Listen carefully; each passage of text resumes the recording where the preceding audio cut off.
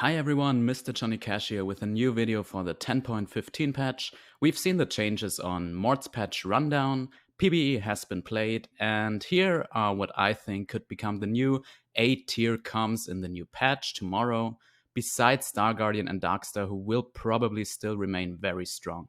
First off, let's start with my personal favorite, Bangbros will definitely be part of this patch's meta.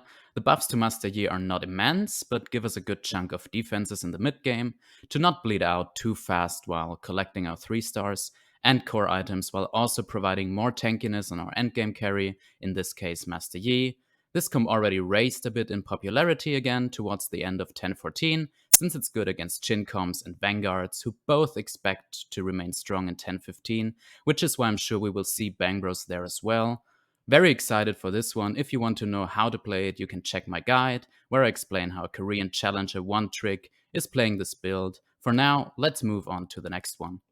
I already predicted Cybers to be back in the meta with Irelia carry in my last prediction video, which was the only comp I was wrong about, so I'd like to give it another try.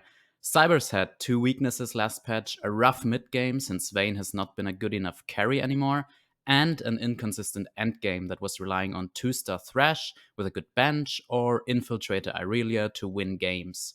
With the heavy buffs to Lucian at least, the mid game problem of this comp has been solved.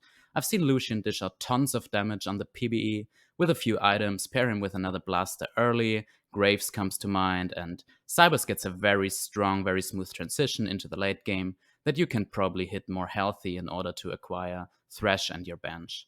I'd also not play Lucian as an item holder for Echo anymore. Rageblade and Red buff makes the debuff spread over the whole board in seconds.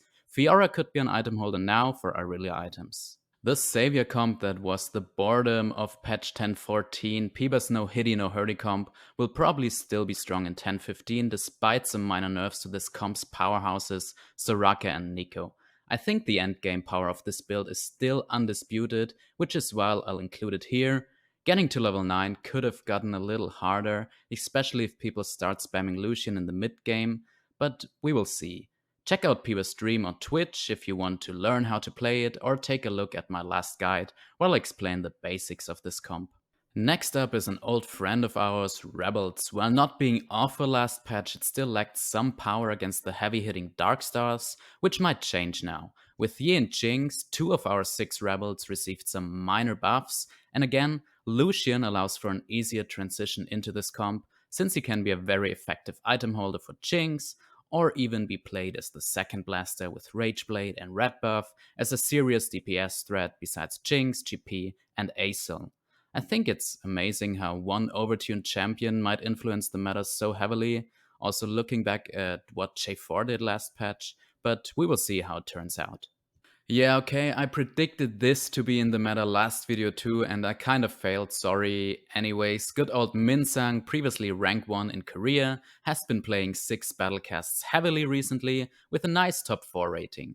Graves has been a very important part of this comp, so the buffs to him and to Victor give this a bit more of a power boost to finally be able to get consistent. Battlecast's problem is still the lack of a proper frontline other than Illaoi, but we will see how it turns out. Expect a guide on my channel for this Korean version that you can see here, somewhere around the end of this or beginning of next week. Subscribe if you don't want to miss it. Anyways, this was my last prediction for this video. I thank you very much for watching, and I'll see you in the next one.